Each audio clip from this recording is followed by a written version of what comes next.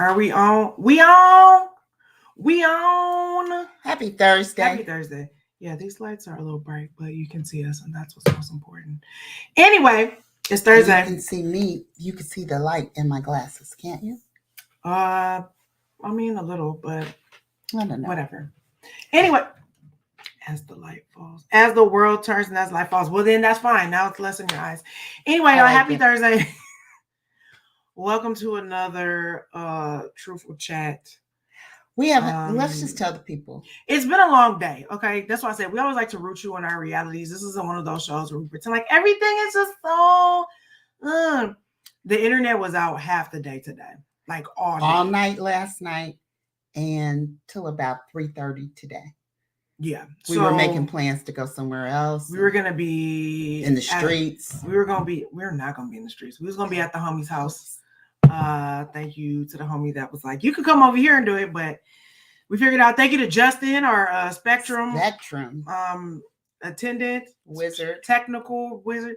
Yeah, he was out there cutting branches and flinging wires and. He said so the squirrels ate the wires and then water got in the wires.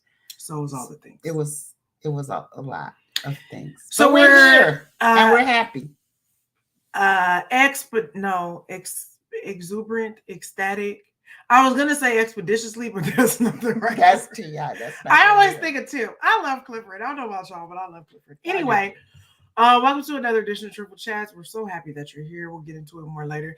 Listen, we are still generational gaps. You know, we're adjusting on this show. We're figuring out our lives a little at a time. So we decided we're just going to talk about the same topic for a month.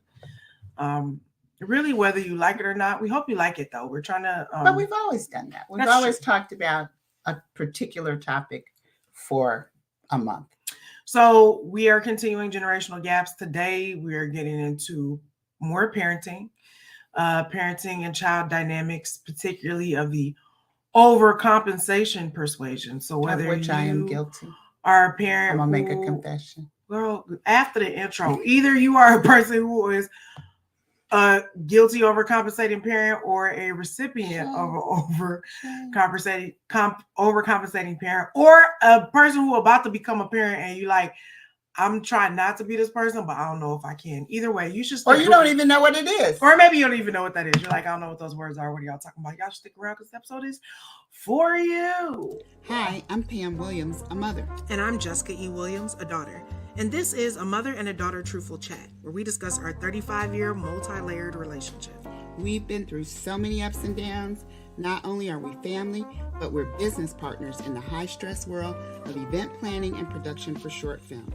We've also shared the same therapist for over 10 years. What some people call codependence, we call collaboration. So join us as we share stories from our lives, have candid conversations with other mother-daughter duos, and shed light on the roller coaster ride of being a woman while raising a woman.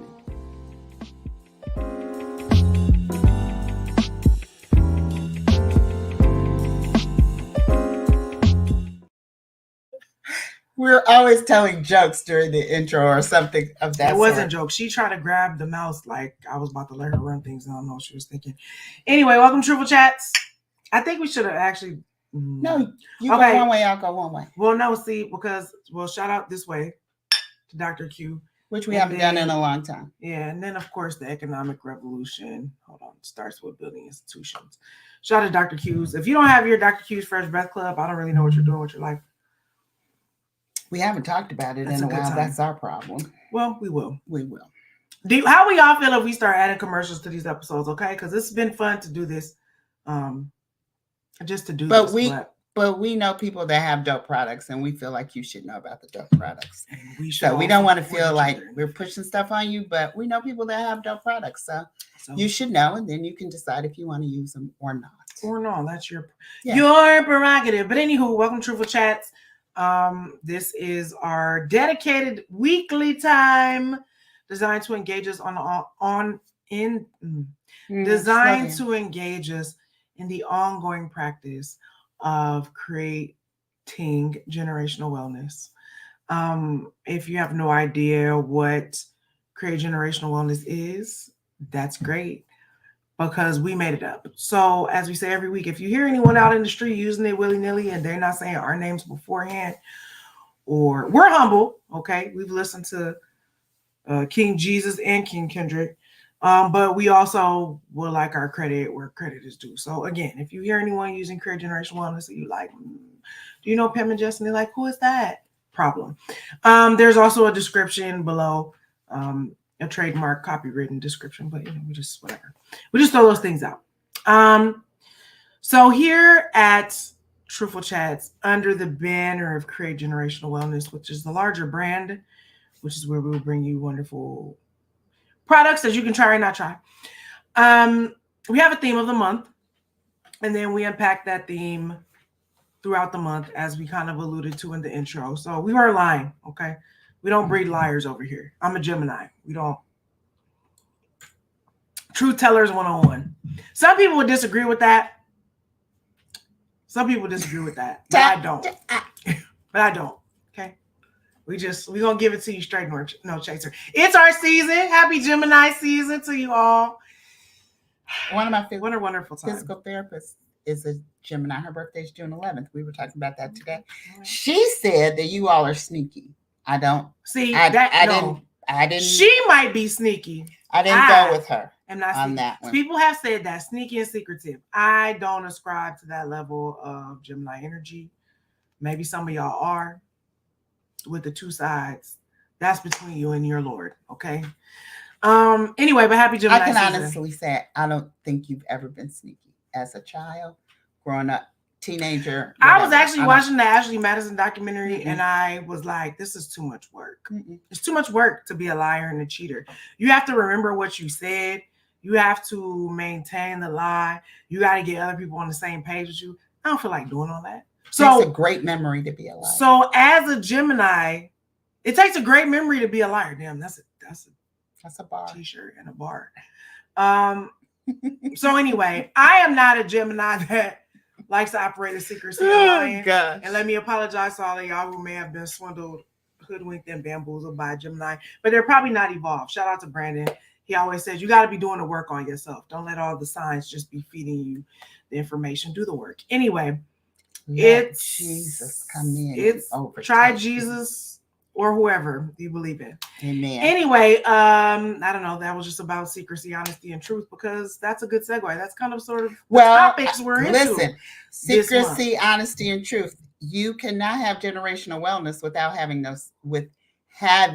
secrecy and not having honesty and truth. It's the recipe, if you will. Yes, because that's why people go their whole life in their family and they never talk about this or never talk about that. Correct. And you can't do the work if you can't talk about it, and you can't get well if you can't do the work. So it's a bitter cycle. It's a vicious cycle. Okay. That's not what we want for you in your life. So it's still May, the season of mothers and things. We had our first mother-daughter interview. There may be some more things coming about that, but we're keeping it under wraps till you need to know. But anyway, it's May. We are still on the topic of generational gaps. And if you clicked on this video, you should already know this is generational gaps and parenting overcompensation. I should warn you, you might want to wear a hard hat for this episode. Parents. Lord, mom help us. Guilt, dad guilt, children, you might be triggered. We just like to tell you, but you know what to do. You have journaling, you have breathing exercises, you have just things you might just need to materialize and think on. You might have to take a couple of deep meditate breaths on in this one. A little later. So anyway, it's been said, I'm sure you've heard it, I've heard it a lot, that baby boomer parents have been observed collectively. But here's the thing with statistics and polls and all of that. Isn't that just like a scientific thing in terms of like that's somebody's hypothesis? They took a certain amount of data, if you will, and used it to draw certain conclusions. However, that don't mean that applies to everybody. Okay. So we're going to be like citing the things the experts are saying, but also seeing if it applies to us, because everything don't apply to everybody just because somebody in authority is saying it. So that's kind of be the like the steez, the way we flowing with this episode. But baby boomers have been known to overcompensate as parents within child rearing and being parents. Pam, do you feel like that is something you can identify with? I can. In your parenting. That's what I was about to say. I can identify that with that in my parenting. I cannot speak for all baby boomers. I do not know if it's particularly an effect of being a baby boomer, but probably. We went through a lot of change and a lot of transition, which you guys are going through as well. But ours was a little more life-threatening, a little more dangerous. The goal of what we wanted was for you not to have to go through as much crap as we went through. Now, in going through that crap, people say, oh, it made you strong, it made you resilient, it made you this, it made you that, or whatever. It made us tired. That's what it made us a lot. That's fair. So I think a lot of us decided if it was possible, we didn't want our children to have to go through that. However, we talked on that episode, the mother-daughter interview with the mother-daughter. We talked about throwing the baby out with the bathwater, and I think some of that's an old-time saying, but means if the water's dirty, you take the baby out first, clean the baby off, and then throw the water out. You don't throw the water and the baby out. So that's I think also child abuse, but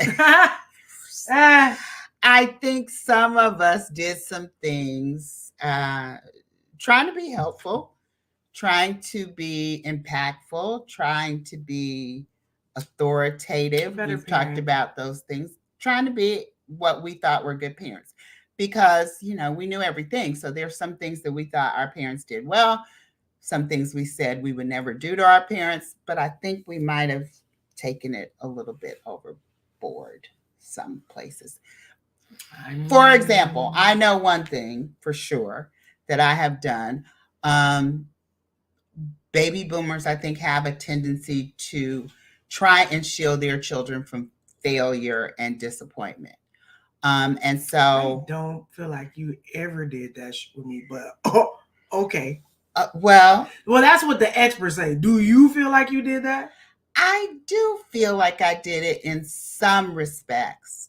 Because I very quickly realized that life was hard and it was kind of trash, like very early on. Like, how some kids, like, I watch Disney movies. I believe in that. I believe in magic, all of that. It's great. It's positive. But if you live long enough, like, that bubble gets very popped and bursts quite quickly. So in what way do you feel like you're trying to shield me from failure and disappointment? I don't necessarily feel like I tried to shield you from failure and disappointment, but I tried to walk you through it a lot instead of letting you figure it out on your own. And I think that was me overcompensating for not having my mom as a teenager. Well, of course. So if you haven't been here before, my mom died when I was 17.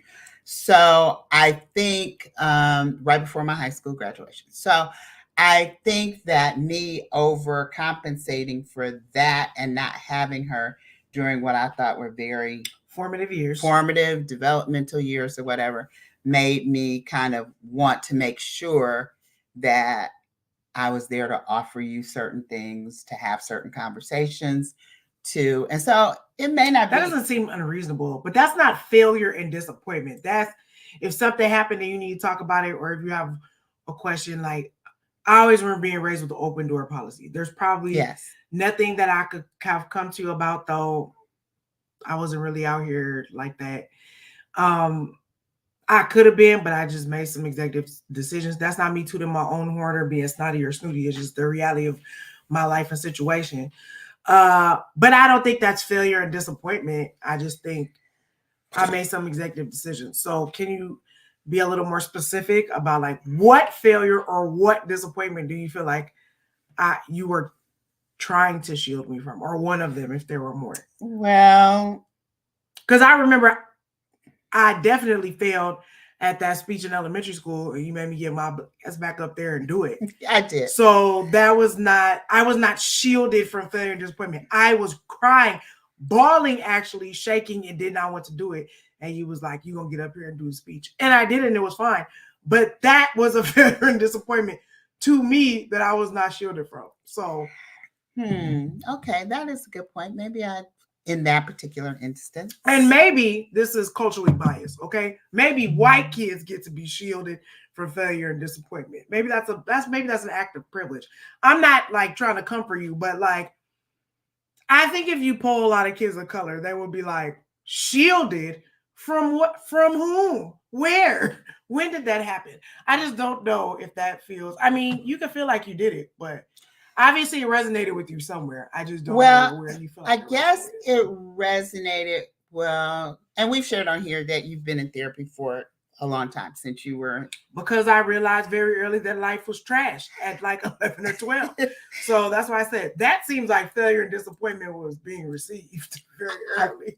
So I feel like messages that in me being cognizant and aware of you being in therapy, that there may have been some things I could have gone harder about, maybe in terms of your upbringing, or like sports. I'll tell you that. How about that?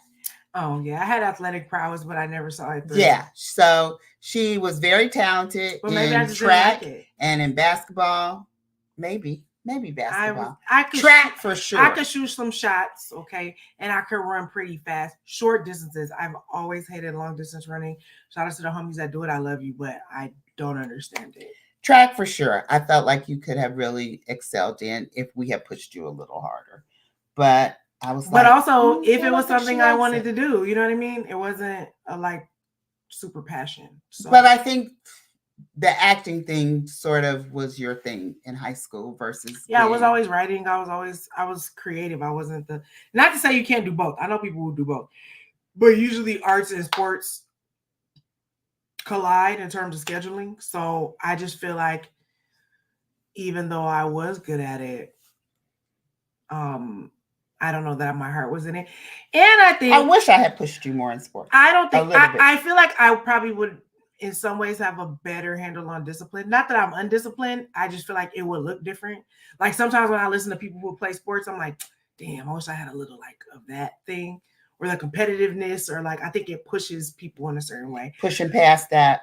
You know how they say in sports you get your second win and right, like, that mental block. Like yeah. If it hurts, I'll stop. Like I'm like, I'm good. Like I'm good.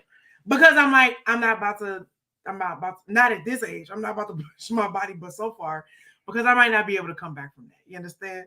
So do you think that goes for mental capacity and stamina too? That if it gets too hell no, because this is one of the other things the expert says: a lack of resilience and coping skills when you overcompensate. I don't feel like I have that at all. I feel like I am probably one of the most mentally tough people, at least when it comes to mental and emotional health. Now, all this running and my muscles is throbbing and my heart is beating fast. I pass out like easily from dehydration, or my blood pressure getting too high, or whatever. Like there's just some physical things with sports. Yeah, there's just some physical that things made me nervous. Like, oh my gosh, she's gonna faint. Is me running track worth me going to the hospital for? Like on numerous occasions. So there were just some things about it that didn't work out. And I think somewhere deep down, this is not a slight to what the people that did this.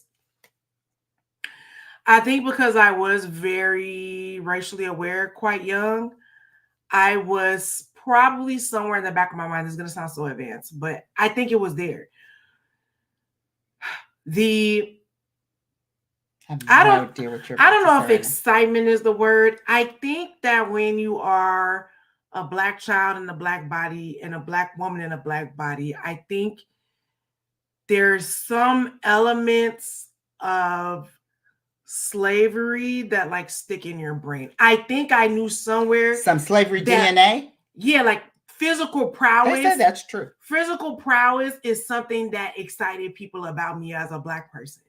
Like the fact, like I could run really fast. Do you know what I'm saying? Like there was something about that. Like being on stage is like a spectacle sport too, but it's in a different way. Like you're appreciating me for a different kind of skill. My mental acuity. Not to say athletes aren't smart, but like, you know what I'm saying? There's something to be said about I learned it's not historically what Right. Black people have been known to be good at necessarily. Right. I'm learning these lines. I'm not true too, though. I mean, but like I'm learning these lines. I am drudging up these emotions. I think there's a level of you have to see me in a certain level of humanity whilst being creative in this way. Like who I am as a person sort of gets lost in the character, but it's also like I'm forced to reckon with your humanity as a person playing another person. As opposed to your body running on the track or shooting a basketball or we have some prowess that is in one respect is subhuman. You want to say we as Black people are subhuman, but then in the other respect, we want to say we're superhuman because look how they can play basketball. Look how fast they can run. Look how fast. So yeah, maybe you did think about that. And I've heard, like we were just listening to Gia Peppers and Rhapsody on the Healed Girl Era podcast. Shout out to them for that. Gia, it's amazing. But they were both talking about playing sports, and they were talking about the same thing: the mental toughness. That's where like Rhapsody gets a lot of her like competitiveness in terms of her lyrical skills. She was like, I was always with the boys. I was always battling them. Like it gave me a certain level of competitiveness. But then they also said there was usually one of the few Black girls on the team, and that would often cause friction. Okay. White girls would be checking them, talking to them crazy. Their parents would be talking to them crazy. They would have to do stuff to like on the court, and then they would get a foul. You know what I'm saying? And they would get a foul, and their parents would have to be like, I can't believe you did this. But then they would get in the car and they'd be like, hey, yo, you did that. Like your mom would be super proud of you. So I think, especially at that time, like, you know, puberty's already hard. It's already a lot, right? I think being a Black woman in a Black body, like, yeah, I'm sure I could have got a lot of skill, a lot of praise, there's a lot of things sports could have gave me, but I also think could have given me, sorry, proper English. But that somewhere, that was always a part of what was in the back of my mind too, of like, I want you to see me for me, not like, and white people just get so excited about sports, you know what I'm saying? But they also be hating. Like if I came out there and I smoked your daughter, dog, you gonna have a problem. Don't say nothing crazy. Like, and I know your temperament. If they'd have been like, look at that baboon running around the track, like now you got to fight everybody at the game. You know what I'm saying? It's just a different world in the theater. And not to say they don't have their own issues, but like it's just a different type of human that comes to the theater versus on the sports. I would say like they can say and do whatever they want to say and do it. Nobody has different audience. Nobody has time to nuck if you buck. Nobody has time to throw hands. The hatred is more subtle. So I would say that I disagree with the lack of resilience and coping skills. And yes, maybe you wanted me to play sports, but I think I could have gained some things from it, but I also don't think it would have been worth what would have come with it.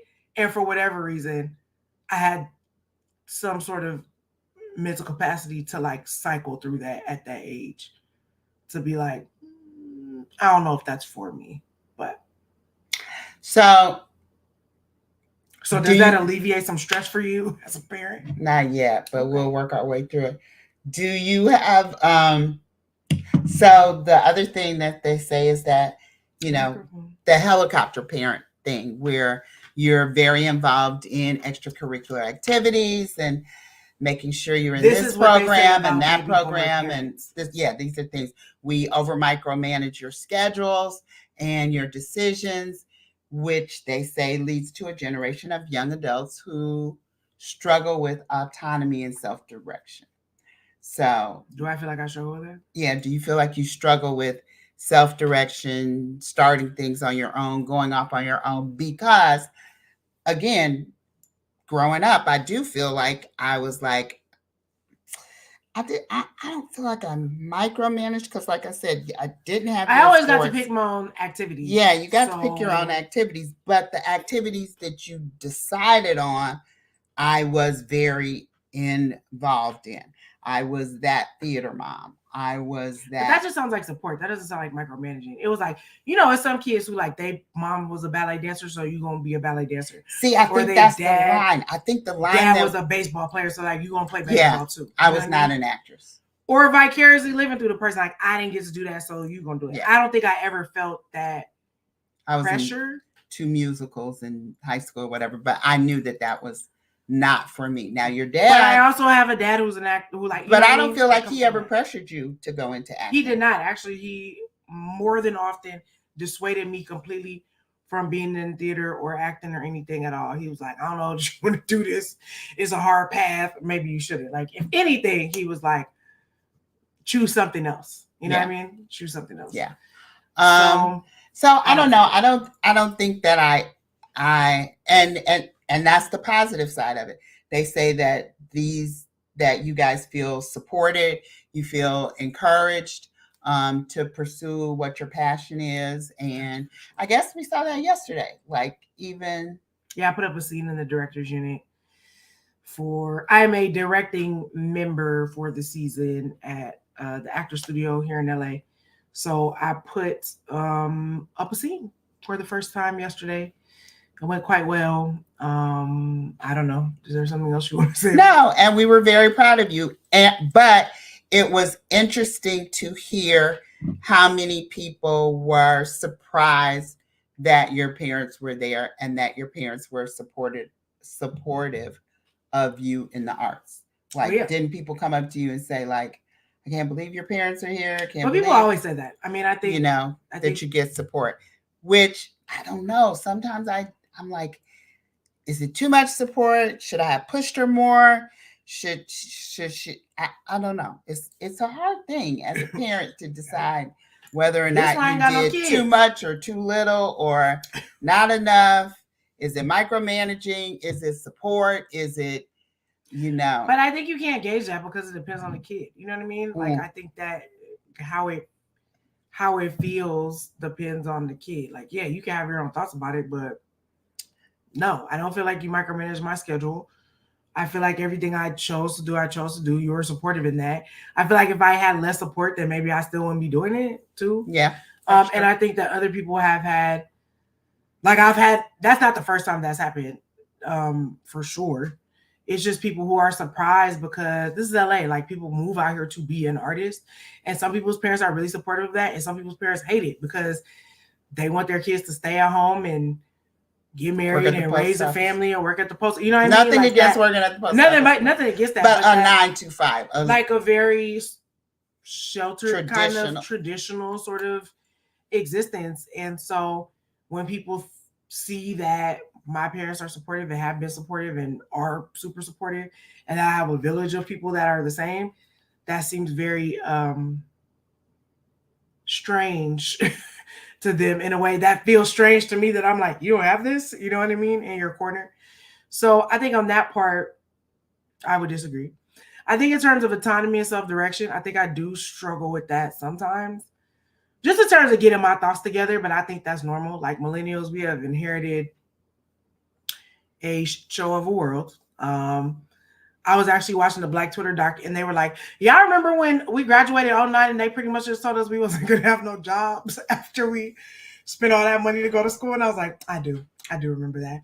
And they're doing the same thing now. My employment has been shaky and rocky as hell. I've gig to gig. I've done some things that are long-term, but not a lot of money.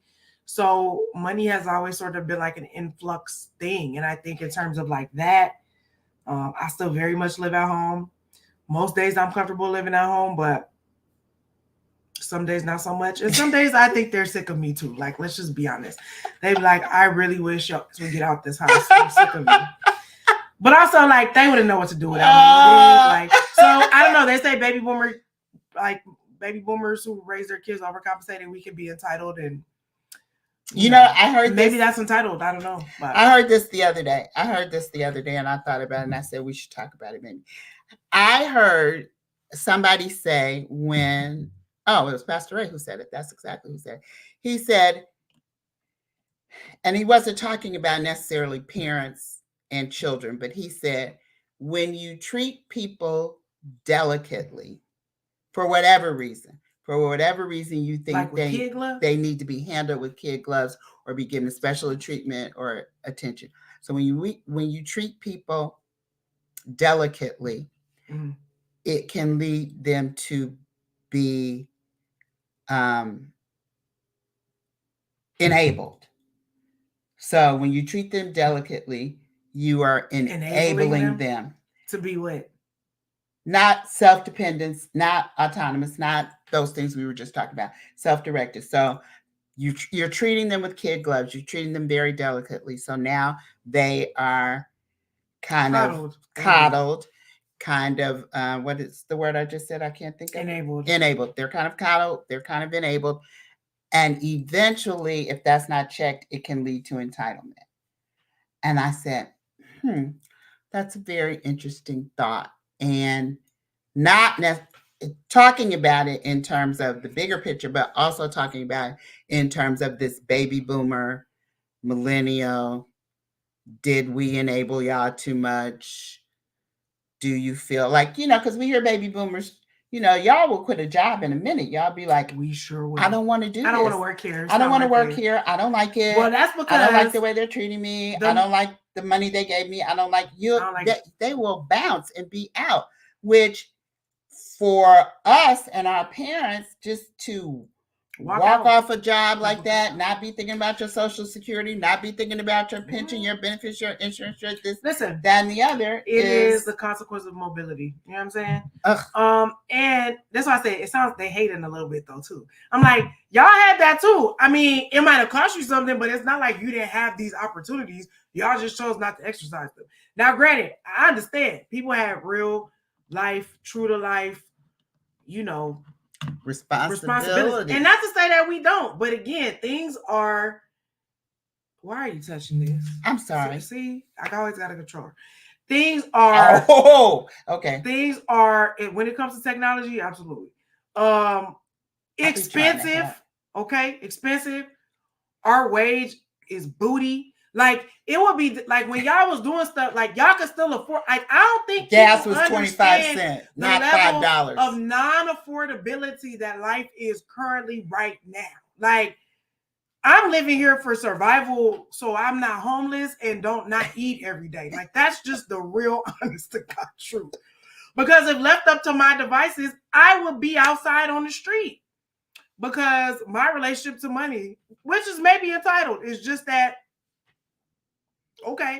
And I think that in terms of the jobs, it's like my peace of mind is not worth this little bit of salary you about to give me. Because if the job was paid, if it meets my sellout number, as Brian Simpson, the comedian, said, if you was paying me enough money to sell out my peace of mind, then maybe I'll stay at that damn job. But if you're not, why would I be here? That's a generational gap. Okay. Like we maybe y'all were just content and being unhappy. Have you ever thought about it like that? And that's the thing. But as you were talking, I said, so pretty much y'all just mad that we not just taking like life is hard and it sucks and things suck and you just gotta suck it up and go with it. Like that's pretty much how y'all sound. Y'all like, well, y'all just think life should be nice and a soft life and what y'all want all the time. There we go, and everything. The thing is, life is hard. We know that. Like we are talking to. We might not have any milestones. I might not ever own a house, get married, have no kids. Like Jess, my heart breaks when I hear you say that. See, now they want to be all sympathetic. See, that's so bad. My God. But like, if we thought about that every day. Did we do that? That's what I'm saying. Did our overcompensating and making what do you mean overcompensating? Hell no. Like making it easier. Globalization did this.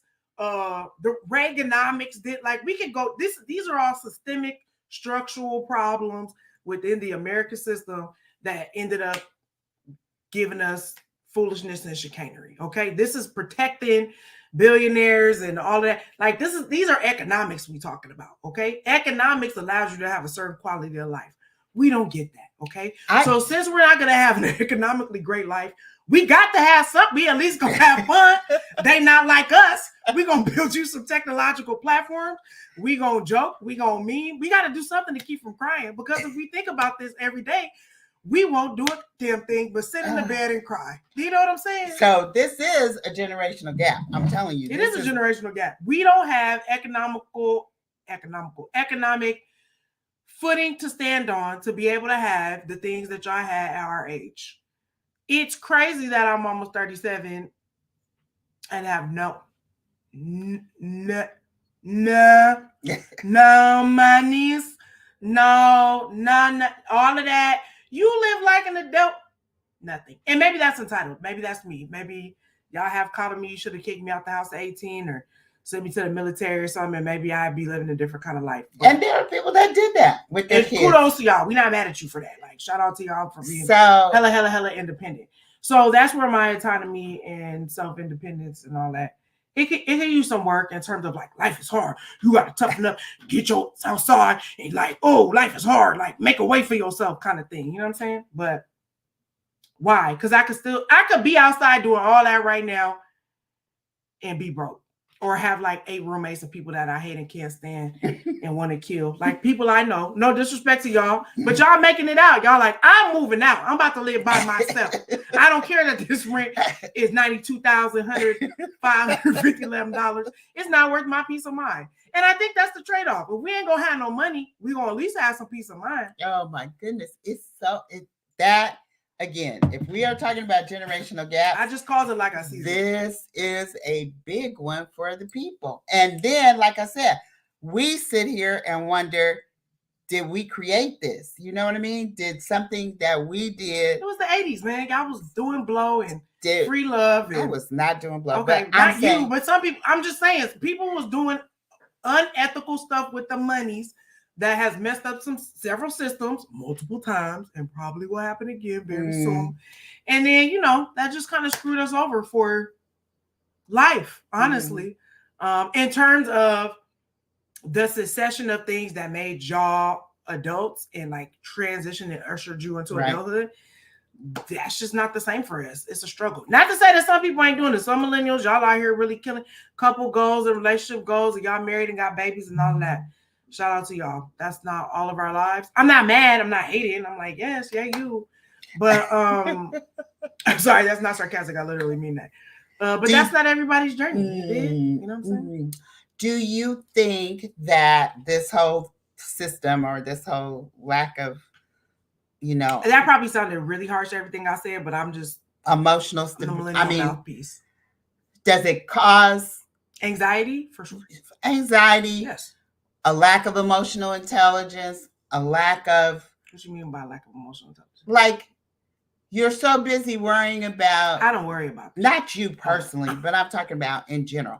But I'm saying, do you think that's why there's such an emphasis, maybe so much on external validation through Instagram and different things and stuff like that, and achievement? Because there's so much stuff lacking over here that people are trying to make it look really good over here. Listen, we grew up in hip hop culture, most of us. Don't take any disrespect by what I'm about to say. Sometimes you want to flex on a nigga, you know what I'm saying? This is a culture of sometimes you gotta pop out and show niggas, you know what I'm saying? There's nothing wrong with a little shine, okay? We grew up in the bling bling era, millennials for sure, cash money millionaires. Bad boys on a slow decline, but you know what I mean? Like more money, more problems. Like we know what that is. It went from like struggle to like, how much can you show these niggas you made it? You dig? So I think that even in this, as we've created platforms like Instagram, like millennials, the ones that are billionaires, some of y'all have used your nerdiness and your all this parental overcompensating to get rich, and more kudos to you. You know what I'm saying? You was in the dorm making the algorithms and doing the things to which we all live our lives under. You orchestrate, you Geppetto the hell out of that. Okay. But yeah, I mean, I think just because you're not keeping up with the Joneses for some people doesn't mean that they don't want to keep up with the Joneses. So I think that they like all that external validation. They like to feel like somebody cares about me. Like some people honestly don't give a damn about cultivating their inner person. They're fine if they have the biggest house, the biggest car. Don't take offense. The biggest titties, the biggest booty, BBL dress. You know what I'm saying? Like that. That's like a thing for them. They have the best physique. You know what I mean? Like some people really need that to feel validated. I'm not gonna say you're wrong. Was for some people, but until it's not everything. We were watching that show, Love Is Blind, and what's the girl's name that has the workout thing that the guy didn't like her? Oh, the guy didn't like her because her body wasn't.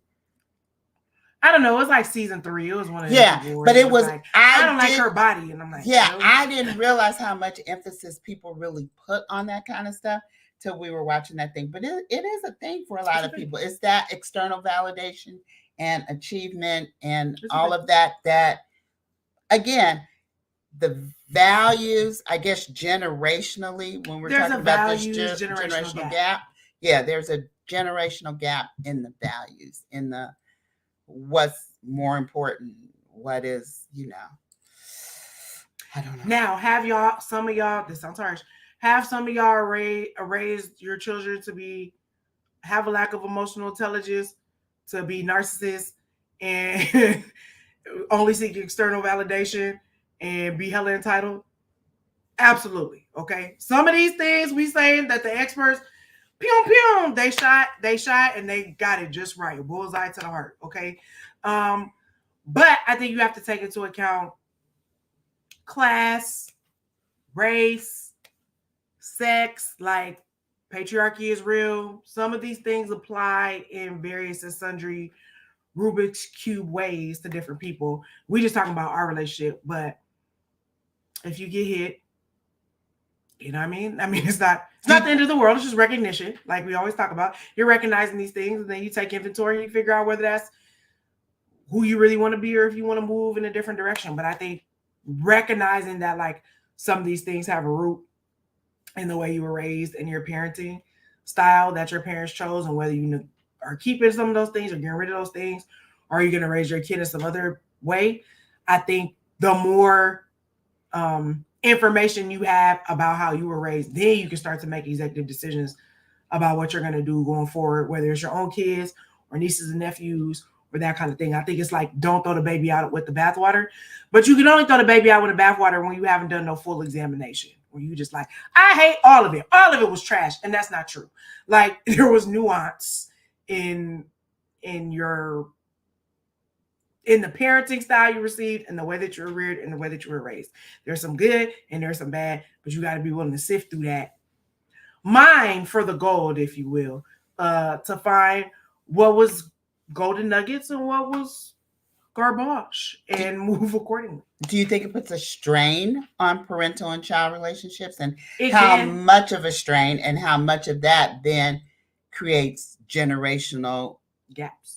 No, unwellness. Like, if we're trying to talk about if you're talking about trying to talk about generational wellness, and how if you're in this place where you feel like maybe you overcompensated, maybe there's something that you need to adjust, chiropractic tweaks or whatever at this point, does that affect the parent-child relationship? Do you think sometimes parents have unrealistic expectations, or kids have unrealistic expectations of their parents, and what that looks like, and does it impact communication?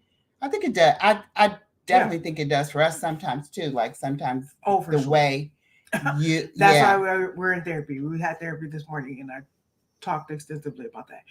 But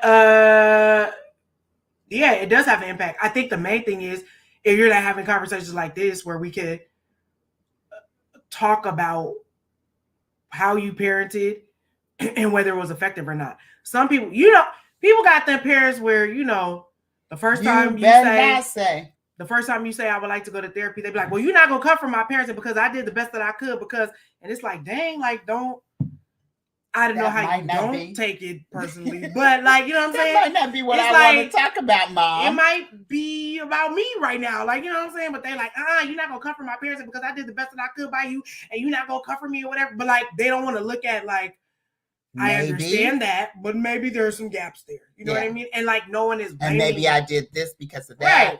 And maybe it wasn't I would like context, thing. Right? Yeah. Like, I would like context around,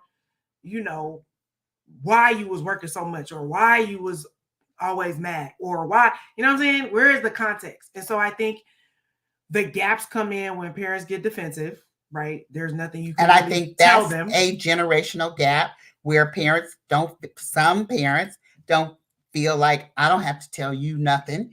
You are a child. I am a parent. And so I think that widens the gap. Agreed. when you cannot have that conversation. Agreed. So yeah, that's a gap widener for those out there. Gap widener. Gap widener. And I also think sometimes you cannot have that conversation as a parent without therapy.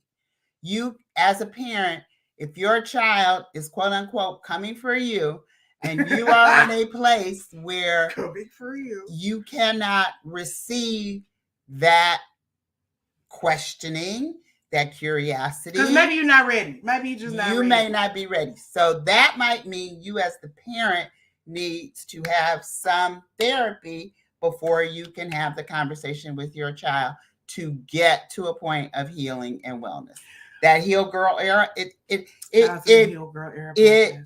I loved watching it because it speaks to so much of what we as women, whatever age you are, went through as children that you still need to be healed from, that will then in turn affect the way that you're raising the next generation or interacting with the next generation.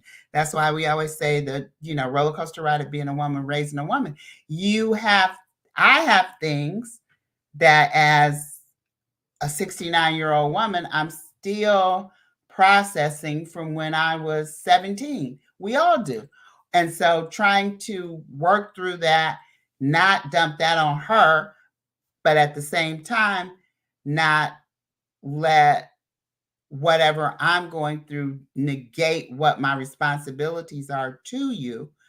It's a tightrope of a walk. You know what I'm saying? Yeah. And I feel like this is the place where all kids have had to get to at some point. And Joy was actually talking about this on the interview we did, is when you get to humanize your parents, right? Is when you figure out that your parents are humans in their 20s or 30s or teens, and like just because they had you, they didn't stop being a person. Like it's not a blip in the matrix. Like they don't get to be a new person now because they had a kid, and we don't get to be grown necessarily. Because we had a kid. Yeah, because you had a kid, you don't necessarily become grown. You're just a human with a kid. And so I think when you get to that point, it's like you have to acknowledge that about your parent. You have to give grace to your parent, who's just a person, right? Going through life, going through things. And,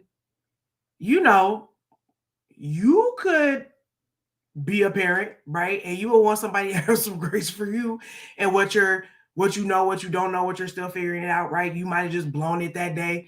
You know what I mean? So I think there's a level of, and that's where like the emotional intelligence, the mental health awareness, like all that stuff comes in, where I think that like, usually if your kid is just trying to comfort you, that probably just means they're working through some anger or some resentment or something, like they're mad about something specific. But on the other side of that, once they come up from, they finally realize that when you left them at home alone when they was 5 because you had to go work and the babysitter was a little late and they had that 2-hour gap where they thought you was never coming home. You know what I'm saying? Like them little scarring things where you be like, I can't even think about like that. When did that's a thing you was worried? I mean, I'm sorry. You know what I mean? Like when those types of things bubble up, usually like let that pass. On the other side of that, if they're in a mental health space with a professional, on the other side of that, they'll get to grace. They'll be like, well, can you imagine if you had to work 2 jobs and take care of a little person at home and then there was a miscommunication? Like it was just a mistake. This don't mean your mama don't care about you. Yes. You know what I'm saying? But you see how the conversation needs to happen for the healing to occur and for for you to start to get to the place of wellness. Otherwise, you're carrying around that, weight, and you're carrying around that weight, and never the twain shall meet. And it's not like trying to it's not a thing where you're trying to take away someone's experience, right? Because I think that's when people get mad, right? Where they feel like you trying to say that what happened didn't happen. And from their perspective, it might not, but that's not really, you're just here listening and taking in hopefully what they're saying. But also you got to be in a well place to take in and listen. Might not have the context around that. Like the situation might appear as a kid, the situation might appear to you as one thing, and once you get context around it, you might have a completely different outlook. You also might not. But you should give yourself the opportunity to be like, maybe I don't remember that the way that I think I remember it. maybe, and like allow that person a place to provide you some context. You might look at it differently, or you might be absolutely right. Okay, that doesn't mean you need to remain in a negative nuck if you buck space. But sometimes there's vindication and being like, I was right. I'm not crazy. But you also need to have the space to be like, I remembered that incorrectly, and I'm willing to share that, forgive, and give grace to be able to move on. And as a parent, you need to be able to say, I remember that incorrectly. That True. I humility across the board is really the order. Listen, humility across the board. It is. I've been in all my Bible studies for the last 2 weeks. Humility has been the buzzword. So I'm like, okay, God, I guess you're trying to tell me something. But it really is important that you're able to, everybody's able to look at the past with a clear head and a clear mind. And that is hard to do by yourself. Sometimes you are going to need a professional. Most times you are going to need a professional because to help you individually and to help you collectively. Because they can listen to it and give an objective opinion. And I think that's the problem, is sometimes we get stuck in our, especially in our communication, which we've had some in the last 2 weeks of like, we're stuck in the subjectiveness of our own communication. And sometimes you need somebody outside to be like, you're right. You're right. And I feel that that person is right. And here's why. Or like, can you validate that what they're saying? I'm like, yeah, that makes sense. But also, you know what I'm saying? But it's also a both. It's the both and always. Or you just can't make me do that, dog. Like I hear you. I respect your perspective, but also things might not change just because it's making you uncomfortable. You know what I'm saying? Like that's my prerogative in the way that I'm rolling. So just making allowances for each other in that way. When that happens, then as we always say, you hear how she's trying to make excuses for herself? No. I'm not trying to make excuses. I'm just saying, if you make a decision, there are going to be consequences for said decision. Correct. So just be prepared for whatever those consequences. But I'm always ready for the consequences. Yeah, you know, we want to smoke. We want to smoke. Correct. There will be smoke. Just remember that there will be smoke. there will be blood and there will be smoke. There will be smoke. Oh my goodness. Yeah, I think we've discussed a good portion of this, I think. Do you think that baby boomers really tried to swing their absolutely authoritative parenting a little too far? Yes, I think we did. And if you don't know what we mean by authoritative parenting, it's this. There was these studies done, I guess back in the 50s. Did I say it was in the 50s? Where it was an authoritarian on previous episodes. We talked about different parenting styles that were popular during, the 50s, 60s, which is when most of us were being parented or deciding what it looked like. And there was the authoritarian parent where you could only do what they said do, when they said do it, how they said do it. And then there was the permissive parent that you could do whatever you wanted to, whenever you wanted to, and however you wanted to do it. Those are the entitled kids, by the way. And then there's the authoritative parent, which people say is the best parenting style, quote unquote, where you have a balance. You have a conversation. You lay some rules down. You have your child understand what the rules are. They have a decision to make about whether they're going to follow said rules or not. And when they do not, then they have to understand what the consequences are of not following those rules. And what you hope you're doing is raising a child who will be able to make autonomous decisions and provide self-direction for themselves, because you've spent time explaining things, having conversations, all those good things. Sometimes, yes, I think we did swing too far a little bit in general, as baby boomer parents. I think that because a lot of us had such authoritarian parents, that that we may have swung a little bit too far. Well, that's where the overcompensation comes, I think. It's like, that's where it comes we from. experienced too much of that, so we want to do something else, but maybe it was too far somewhere else. So, it's always somewhere right in the middle. That's now, like culturally, as Black people, we never swung.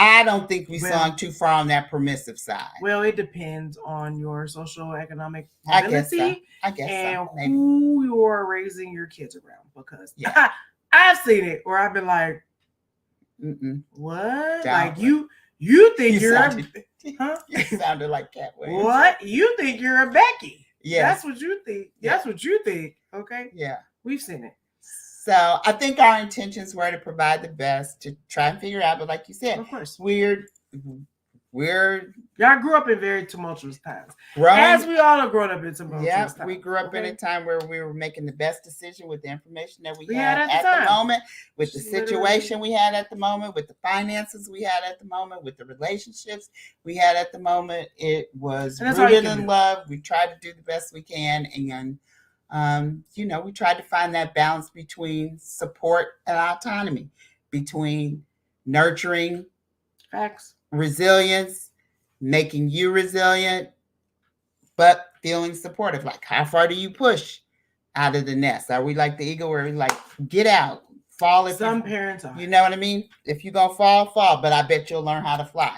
You know what I mean? And so, again, it's just kind of always trial by error. You're just trying stuff and seeing what works. Which way is which? And again, I think you said something really important about it depends on your child. It really depends. Like, if children are different, they have different personalities, they have different ideals, different goals, different hearts. Their little hearts be different. Little hearts. And so I think, I don't know who was talking today. Somebody was talking about being discerning and having wisdom and in life, period, but also discernment in how to raise your children, especially if you have multiple children and they have different personalities and they require different things. You listen, I don't know how people raise their kids out here without Jesus, but you have to, you gotta, ask for some divine help to be able to help you understand each child and what their needs are, and in light of your own needs and your own situations and your own circumstances, how do you reconcile what you feel like you were missing or didn't get or did get, or whatever? How do you reconcile your childhood, your life, your adolescence, your growing up with now your child's childhood, adolescence, reconciliation? I can tell you a lot of that will come from, if you're doing the work with a professional therapist, like, you're not going, if you're healed from the trauma with your mama, guess what? You probably will not put the trauma on your kid. Why? Because you healed from that already. But if you walk around acting like that's not a thing, it didn't hurt you, wasn't that bad, don't nobody care, didn't hold that much weight, I'm a thug, it don't matter, you're probably going to spill that over onto the next generation, which is not a part of creating generational wellness. That's why we be like, the work starts with you, and then it trickles on down to the people. But if it don't start with you, then overcompensation, here we come on the overcompensation ride. Okay. Yeah. I think we talked about that. I think we did. I think we've talked about all the things. I think open communication is key. I think that's the thing. If you are someone who parented with overcompensation, talk to your kids. If you are a person who, when you watch this episode, you feel like, I am a child of someone who is overcompensating, and your parents are willing to have that conversation, and vice versa. You got to be open and willing to actually have the dialogue. It's going to get heated. It's going to get ugly. Ooh, you might have to walk away. You might have to be like, I'm not doing that. You might have to just yell and get it out and let them deal with it. And then y'all going to have to yell and do it out again. And it is what it is. And then talk to your therapist. Whatever, you know what I'm saying? You just got to do what you got to do, okay? It's not always going to be pretty. I don't want to ever give the impression, because we be doing these cute little episodes, that is going to be cute. It's not. We keep it a buck around here, okay? It's Truthful Chats for a reason, okay? So don't expect. We be yelling. Yeah, if you think we don't, we do. You don't know us. You should know that by now, though. Yeah. and clapping. Are you trying to tell me I that? am. Is what you're saying to me? Because I don't. Yeah, we go there. We just whatever. We're calm by the time we get here. It's a normal part of the process. Yeah. Okay. But that's the work, and you can't be afraid of the work. Now, don't do it with people who might take it overboard. You know what I'm saying? Everybody's violence threshold is different. But again, if you've been doing the work of being emotionally intelligent, okay, conversationally intelligent, okay, watch your body language and your nonverbals. And again, you've been figuring out your own autonomy, your own support, your own level of resilience. If you need work in that area, having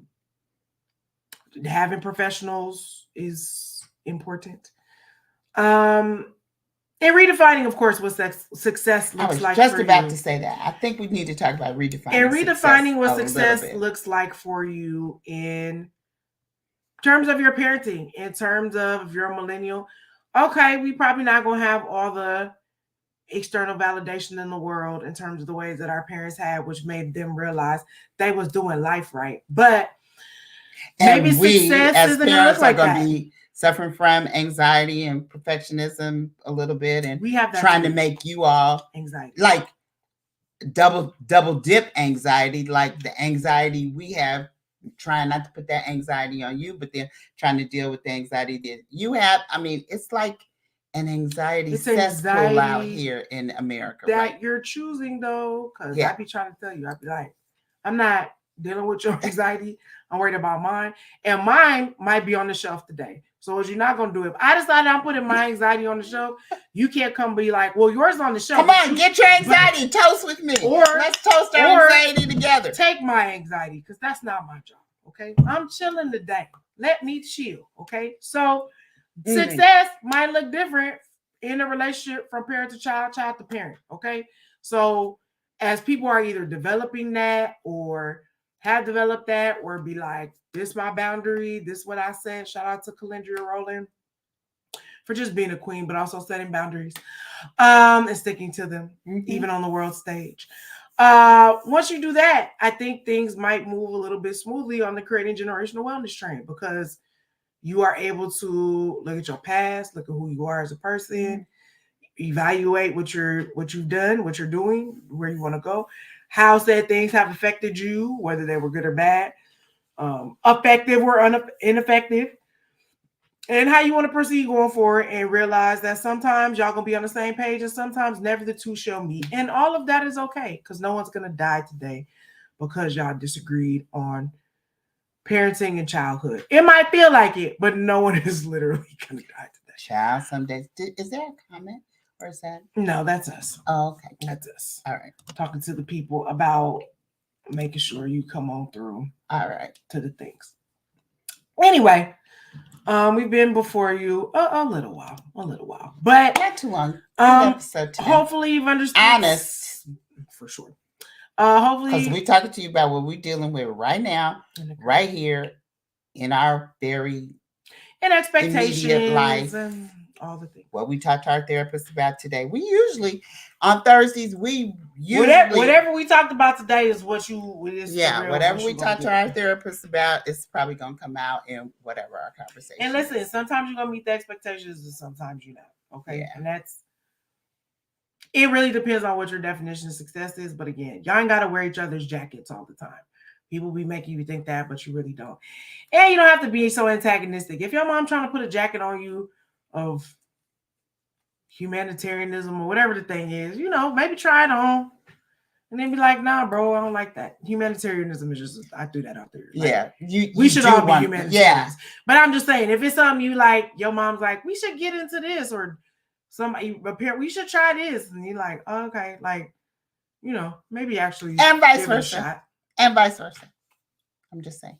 Girl, you ain't gonna do what she lying. You don't even know him. Why is you lying? That's how Live Quality Kanye West like that. You don't even know him. Why is you lying? She be coming on here trying to front for y'all, but it's okay. Anyway, we love y'all. We hope y'all understand. Try to look at it, because you don't want to have long-term effects of overcompensation. Try to look at it now. Try to see if you did it. Can you fix it? If it even needs to be fixed. It doesn't need to be fixed. Can you tweak it? Can you chiropractic adjustment? Can you put a little heat therapy on it, a little ice therapy, whatever it needs to, or leave it alone, because sometimes that's part of wellness too. If y'all not ready to put the pot on boil and having things come up, I'm not advocating numbness or like ignoring it, but you might need to do some work before you just jump into the fire. Okay? Listen, we want to have a nurturing and supportive environment for our children at whatever age they are. That's the goal of being a well parent and creating generational wellness for your family. That's the goal. Any work is always going to come down to your childhood and how that affected you, and then how you want to be going from there. So the choice is really yours at the end of the day. Anyway, thank y'all so much for joining us. We'll be back same time, same place next week, next Thursday. We're cooking up something. We hope it comes together. We hope it comes together, but who knows? Tell a friend to tell a friend. If you are watching us, please like this, share it. If you're listening to us in the auditory universe, throw up some stars, throw up a little review. Watch your mouth, though. Don't talk to me crazy, as Kelly Rowland would say. So just be respectful. That's all we're asking. We can take constructive criticism. We have thick skin, but don't be crazy. Anyway, if you want to know what's popping with us, definitely subscribe on YouTube. You can follow us on IG, Facebook, and fan base. We are at Create Generational Wellness on all the things. We'll post something there eventually. We're rethinking the social medias. It gets on her nerve when I say that, but it's true. I'm just being honest in a truthful chat.